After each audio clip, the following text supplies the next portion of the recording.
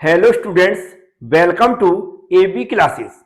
यदि आप लोग मध्य प्रदेश के स्टूडेंट्स हैं और आप लोगों ने डिप्लोमा या फिर बीटेक कंप्लीट कर लिया है और आप लोग गवर्नमेंट एग्जाम की तैयारी कर रहे हैं, तो जो मध्य प्रदेश के अंदर आईटीआई ट्रेनिंग ऑफिसर की वैकेंसी आती है हर साल, वो इस बार भी आ चुकी हैं।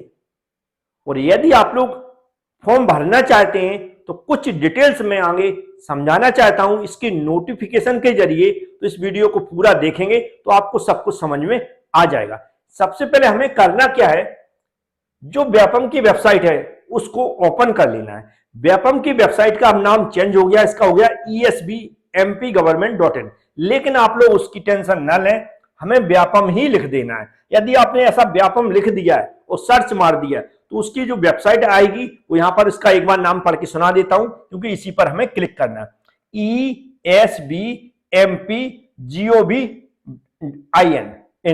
esbmpgovin इस वेबसाइट को हमें ओपन करना है। जैसे आप इस पर क्लिक करेंगे तो कुछ इस तरह की वेबसाइट यहां पर ओपन हो जाएगी, जैसा यहां पर आप देख सकते हैं। हमें क्या करना, अपने मोबाइल में ही थोड़ा नीचे आना है, तो यहां पर इंग्लिश और हिंदी दो तरह की भाषा दी गई है। इसमें हम यहां पर अभी आप लोगों के लिए हिंदी चुन लेते हैं। जैसे आप हिंदी चुनेंगे तो यहां पर आप देखेंगे कुछ इस तरह का नोटिफिकेशन आएगा। यदि अभी आप देखते हैं तो स्टार्टिंग में अभी प्रेजेंट में पहला ही जो नोटिफिकेशन लिखा है, ऑनलाइन आवेदन पत्र तकनीकी शिक्षा कौशल विकास एवं रोजगार विभाग के अंतर्गत आईटीआई में प्रशिक्षण अधिकारी हेतु भर्ती 2026, प्रारंभ दिनांक 17/1/2026 17/1/2026 से प्रारंभ हो रहा है। नियम पुस्तिका, जहां पर नियम पुस्तिका लिखा है, बस हमें इस नियम पुस्तिका पर ऐसा क्लिक कर देना। जैसे आप नियम पुस्तिका पर क्लिक करेंगे वो आपके मोबाइल में डाउनलोड होगा और हमें सिलेक्ट करना पीडीएफ व्यूअर। जैसे आप उस पर सिलेक्ट करेंगे तो कुछ इस तरह का क्या नोटिफिकेशन यहाँ पर ओपन हो जाएगा। अब कुछ यहाँ पर कुछ डेटे हैं, उस पर मैं यहाँ पर आपको क्लियर बता दूं। जैसे आप मोबाइल में नोटिफिकेशन हम डाउनलोड करेंगे, यहाँ पर कुछ इंपॉर्टेंट पॉइंट है जिन पर मैं बता देता हूं। सबसे पहले यहां पर आप देख सकते हैं नोटिफिकेशन कब आया, 16/1/2026 को संशोधित होकर आया। मतलब कुछ इसमें गलतियां होंगी तो संशोधित होकर आया। अब आवेदन पत्र की प्रारंभ, मतलब आवेदन भरना स्टार्ट होगा, उसकी डेट कितनी दी गई, 17/1/2026, मतलब 17 तारीख से। आज जो वीडियो आज मैं डाल रहा हूं इसी दिन से क्या हो रहा है, यह फॉर्म भरना स्टार्ट हो रहा है। और जो लास्ट डेट रखी गई इसकी वो 31/1/2026, मतलब 31 जनवरी लास्ट डेट है इसकी, याद रखें। अब कुछ गलती हो जाती है, कुछ संशोधन कराना है तो आज से ही संशोधन भी स्टार्ट हो रहा है, लेकिन संशोधन होते रहेंगे 5 फरवरी 2026 तक। कितनी, 5 फरवरी 2026 तक आप लोग इसमें कुछ परिवर्तन करा सकते हैं। अब हम बात करते हैं फीस की।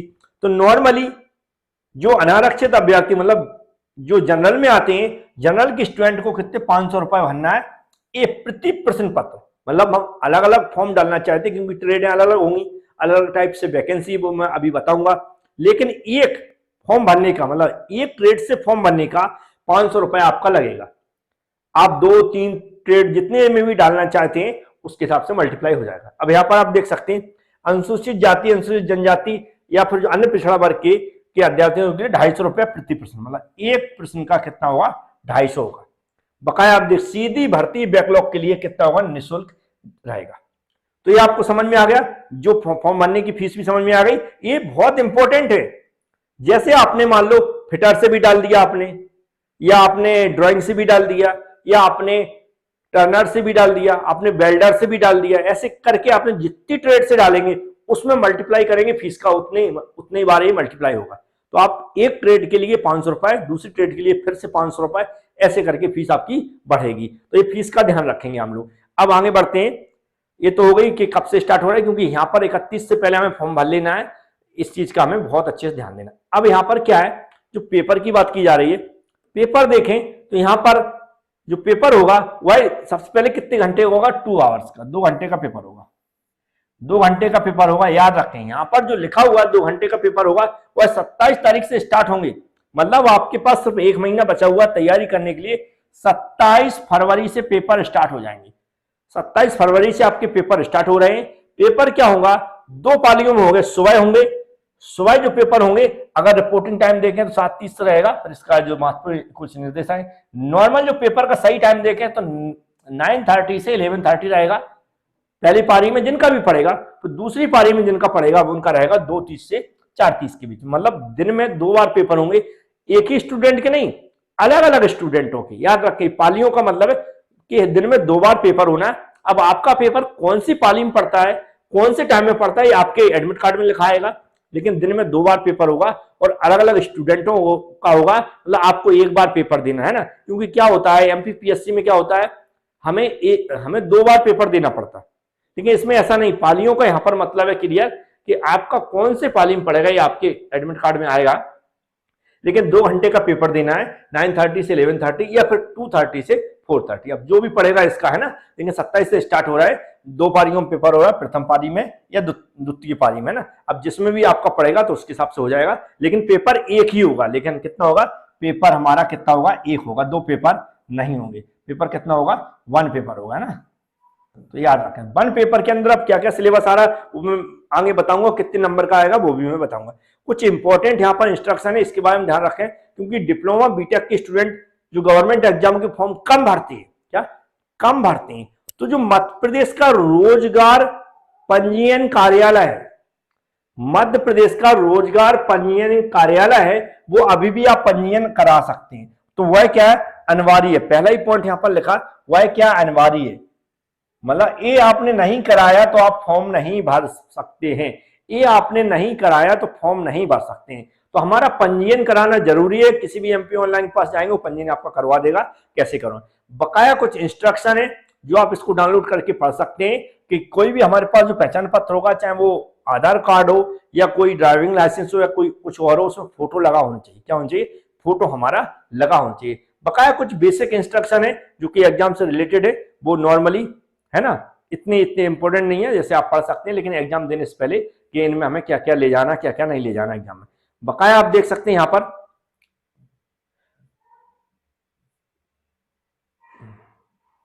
अब यहां पर कुछ इंपॉर्टेंट जो यहां पर डेट दी गई वो मैं अभी आगे आपको बताऊंगा, उसके हिसाब से हमें चलना है।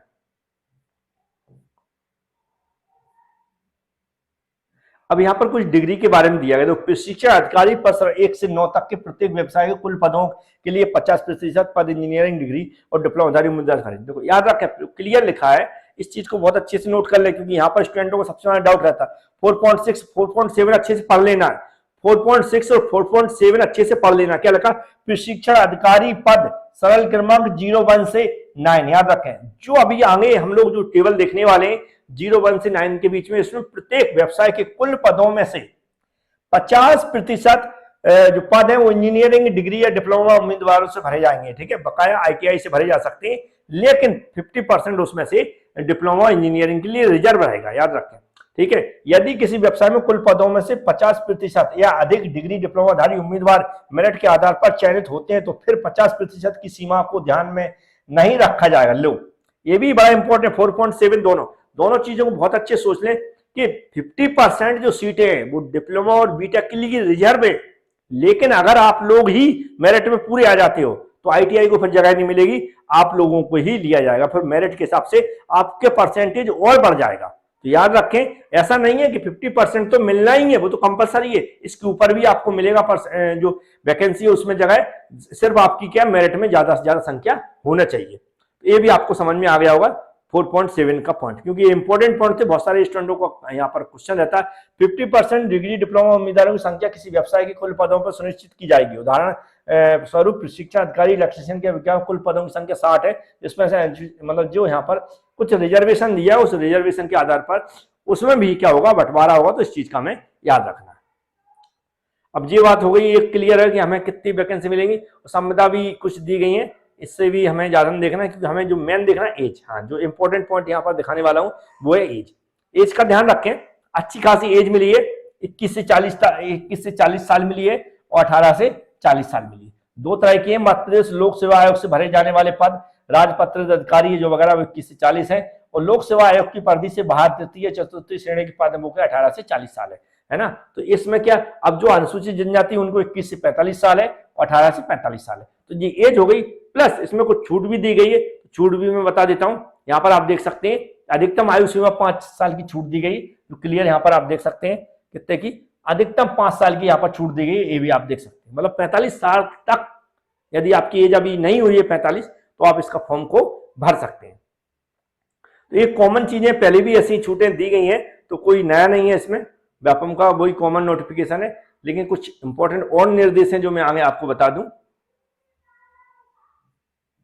दस्तावेज में तो आप जानते हैं वही कॉमन दस्तावेज रहेंगे जो हमारे पास रहता है कि जो हमारी जन्म तिथि है उसके लिए हमें क्या चाहिए, 10th की मार्कशीट चाहिए, डिप्लोमा किया तो डिप्लोमा की मार्कशीट चाहिए, और जो डिग्री है वो भी मंगा के रखें। याद रखें, डिग्री अगर आपने अप्लाई नहीं किया तो डिग्री मंगा के रखें, नहीं तो आपका वेरिफिकेशन होगा उसमें प्रॉब्लम होगी, तो डिग्री को भी मंगा के रखें।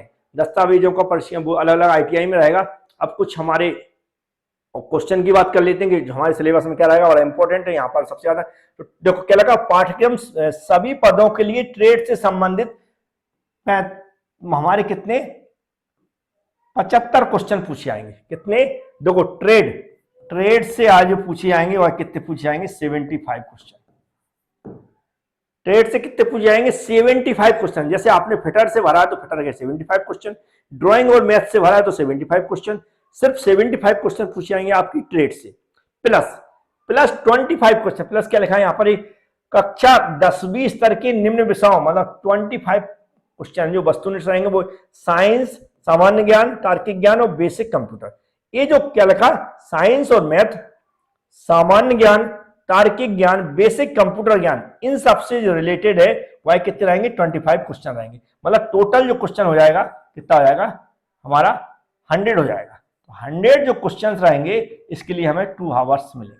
2 घंटे में 100 क्वेश्चन हमें सॉल्व करना है। तो ये आपको समझ में आ गया कि 25 क्वेश्चन हमारे सामान्य ज्ञान से रहेंगे, जो 10th लेवल की विज्ञान, गणित, सामान्य ज्ञान, तार्किक ज्ञान, मतलब जनरल नॉलेज हो गया हमारा यहाँ पर, और रीजनिंग हो गई, और कंप्यूटर हो गया, साइंस हो गई, और मैथ हो गए। तो ये हमारा क्या होगा, बेसिक पाठ्यक्रम होगा कि 75 तो जिस भी ट्रेड से आप भरेंगे उससे पूछे आएंगे। 25 क्वेश्चन हमारे वो हो गए जो हमारे सामान्य ज्ञान के रहेंगे। तो यहाँ से भी आपको कुछ जानकारी मिल चुकी होगी कि हमें क्या क्या पढ़ना है। अब यहाँ पर कुछ और इंपॉर्टेंट, जैसे कि वैकेंसी चयन सिलेक्शन, तो हम पता ही है कि इसमें कोई इंटरव्यू नहीं होना है। इंटरव्यू नहीं होना है, जो हमारा सिलेक्शन होगा वो सिर्फ कैसे होगा, सिर्फ हमारा रिटर्न टेस्ट होगा, उसकी मेरिट के आधार पर होगा। रिटर्न टेस्ट होगा, उसमें मेरिट के आधार पर होगा, प्लस हमारा डॉक्यूमेंट वेरिफिकेशन होगा। तो डॉक्यूमेंट वेरिफिकेशन होगा, अब डॉक्यूमेंट वेरिफिकेशन होगा उससे पहले सिलेक्शन के लिए हमें कुछ इंपॉर्टेंट टर्म है उसको हमें यहाँ पर नोट कर लेना है। जैसे कि जनरल के उम्मीदवारों को मिनिमम 40% अंक लाना होगा। 100 में से मतलब 40 नंबर आना चाहिए।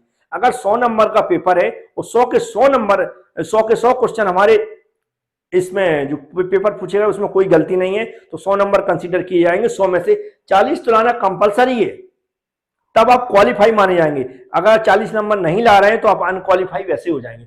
फिर हमारे अदर के लिए जो देखा जाए SC ST OBC, वो किसके लिए चाहिए, कितना 36% चाहिए, 36 कितना चाहिए, 36% चाहिए, 36% चाहिए। तो ये भी हमें समझ में आ गया कि मिनिमम हमें कितने परसेंट मार्क्स चाहिए क्वालिफाई होने के लिए। सिर्फ इस सिलेक्शन के लिए नहीं है, सिर्फ क्वालिफाई होने के लिए कितने में हम पास माने जाएंगे। अब सिलेक्शन होगा नहीं होगा वो तो जो मेरिट उठेगी उसके आधार पर होता है, लेकिन ये पास होने के लिए आपके इतने नंबर चाहिए। नेक्स्ट हम वैकेंसी को, अब वैकेंसी बहुत ज्यादा दी गई इस बार, बहुत ज्यादा तो नहीं कह सकते लेकिन फिर भी ठीक है मेरे हिसाब से देखा जाए तो सीधी भर्ती है। जो कि यहाँ पर ट्रेड देखें, मैकेनिक ट्रेड हो गई, इलेक्ट्रॉनिक्स मैकेनिक डीजल हो गई है, मैकेनिकल डीजल हो गई। जैसे मैकेनिकल के स्टूडेंट बहुत सारे जुड़े होंगे तो डीजल से फॉर्म भर सकते हैं आप लोग, अभी मैं बताऊंगा। बहुत सारी वैकेंसी भी यहाँ टोटल जो 52 है। ये वैकेंसी कैसे देखते हैं, जो जनरल के स्टूडेंट इसमें देखेंगे, EVS के स्टूडेंट AWS के इसमें देखेंगे, अनुसूचित जाति मतलब SC के इसमें देखेंगे, ST के इसमें देखेंगे, अन्य पिछड़ा वर्ग के इसमें देखेंगे, है ना। कुल टोटल पद इसमें रहते हैं। तो अपनी अपनी वैकेंसी इसके हिसाब से आप देख सकते हैं, चाहे तो इसका स्क्रीनशॉट ले सकते हैं। मैं थोड़ा थोड़ा नीचे बढ़ाते चलता हूं, नहीं तो आप लोग क्या करेंगे, जो ऐसा मैंने बताया अभी आपको, वहां से भी आप सीधा क्या कर सकते हैं,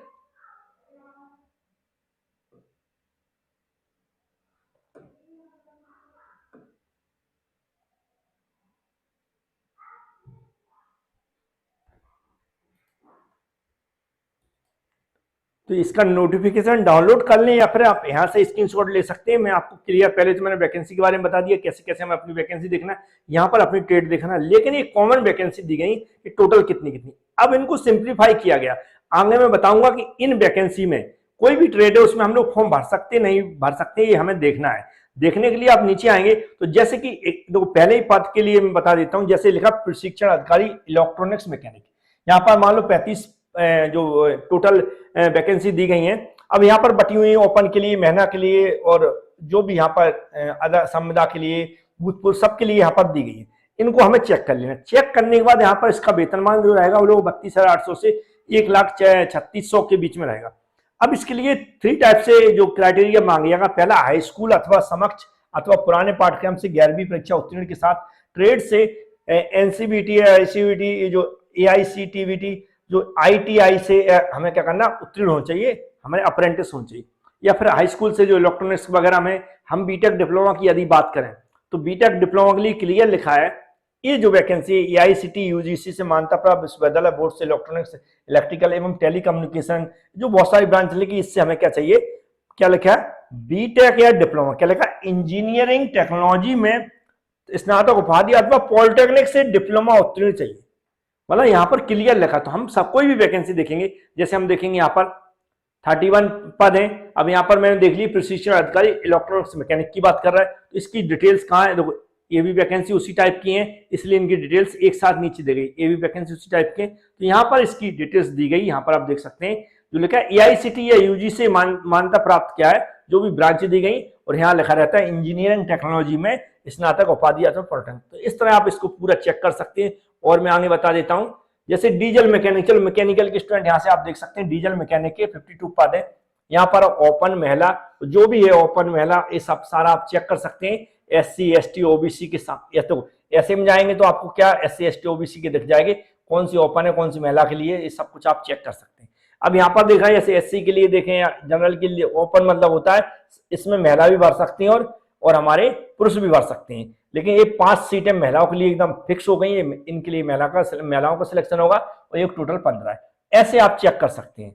यहाँ पर ऐसे मान लो एससी के मान लो, या फिर जो हमारे अन्य पिछड़ा वर्ग ओबीसी के मान लो, ऐसे एससी की 4 दी गई, 4 में 3 तो महिलाओं के लिए, 4 ओपन है, तो टोटल ये 8 हो जाएंगे, क्योंकि एक हमारी ओपन भूतपूर्व सैनिक के लिए।